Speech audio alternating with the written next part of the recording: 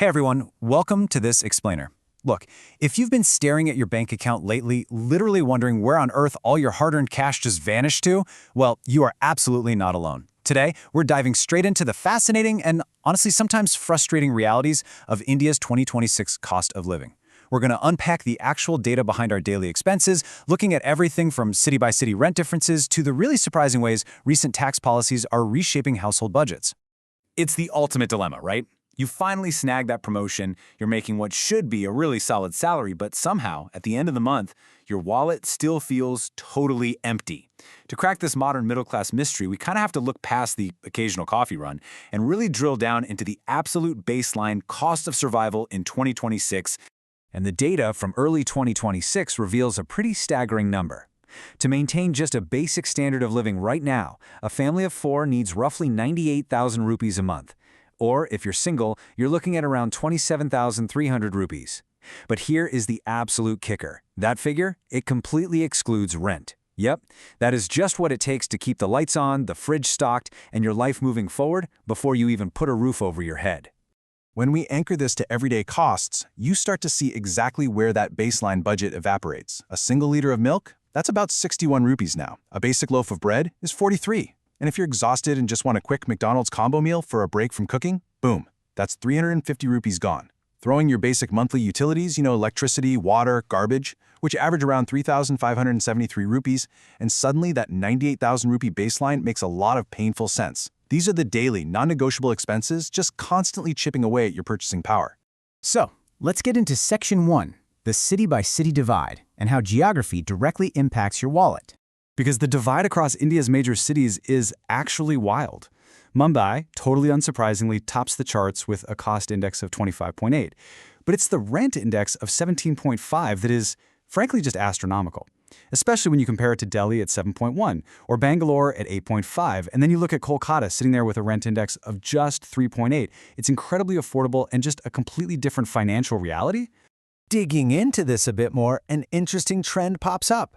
While Mumbai demands a massive premium, rent can easily run you anywhere from 1 to 3 lakhs a month, it's emerging hubs like Hyderabad and Pune where people are finding the real value. These cities offer incredibly strong purchasing power. That means your hard-earned rupee stretches so much further, giving you a way better quality of life for the exact same salary. But, just when you think you've got your geography and your monthly budget perfectly dialed in, a massive macroeconomic shift comes along and flips the board. Enter the big fiscal update of 2026. Which brings us to Section 2, the 2026 budget plot twist. It's GST 2.0 versus the housing market. So, the rollout of GST 2.0 was supposed to bring massive relief to households, and we did see significant price drops across the board. We're talking a 26% drop in prices for two-wheelers, 25% for cars, and 22% for smartphones. But even more crucial for daily survival, people reported a 21% relief on medicines and healthcare and a 19% drop in groceries. On paper, this should have been an absolute windfall for the middle class.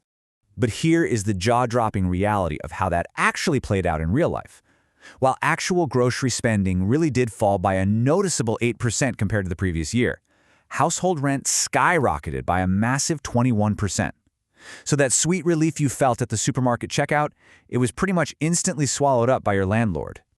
To put some hard numbers on this, groceries still make up the largest chunk of the budget at 25%, which is about 8,500 rupees a month. But rent is aggressively catching up, and now sits at 21% of essential spending, or nearly 7,000 rupees on average. This means housing is literally eating alive the financial breathing room that GST 2.0 is supposed to create in your everyday budget. And this leads us perfectly into Section 3, inflation's role in 2026, the macroeconomic squeeze. Let's talk inflation. In July of 2026, India's headline inflation rate hit 4.45%. Now, while that's the highest we've seen since December of 2024, the crucial thing to remember here is that it still sits safely within the Reserve Bank of India's tolerance range. They basically aim to keep inflation within 2 percentage points of their 4% target. But here's the thing, inflation is never spread evenly, right? Global events, specifically the conflict in the Middle East, heavily pressured energy and transport prices, pushing them up over 4.4%. And food and beverages actually saw a 5.5% inflation bump, just due to adverse weather impacting crops. But interestingly enough, official nationwide data shows housing and utilities inflation remaining pretty muted at 2.16%. So what does that tell us? It tells us that those massive 21% rent spikes households are feeling are highly localized to specific high-demand urban centers rather than some uniform national trend.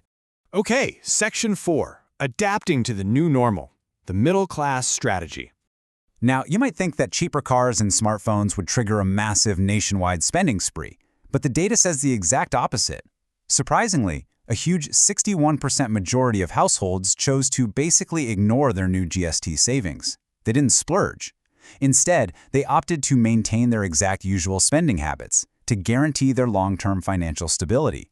It really is a massive testament to the financial discipline of the Indian middle class. And what about the 39% who did actively alter their spending? Well, we see a super calculated reallocation. 12% funneled their extra cash straight into increased savings. Another 12% decided to upgrade their food quality. 9% put it into their children's education, and 7% into healthcare. So they aren't out there buying more stuff, they are literally investing in their family's human capital.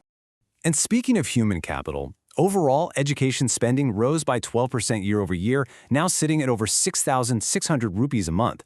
I think this just proves that regardless of inflation or shifting tax policies, education remains this foundational, absolutely non-negotiable anchor in the Indian household budget, taking up a full 20% of essential spending. As one analyst perfectly summed up the 2026 data, consumers are calculated and cautious. When they're given even an inch of financial breathing room, they use it to build a fortress, not to throw a party. They are overwhelmingly prioritizing long-term value and security, way over short-term thrills. So to wrap up this explainer, I want to leave you with this final thought. You've seen the data, you know that everyday goods might be getting a bit cheaper, but urban housing is aggressively eating up the difference. So you really have to ask yourself, is your current city actually giving you the purchasing power and the quality of life you deserve for the salary you make? It's a huge question to ponder as you map out your own financial future. Thanks so much for joining me, and keep learning.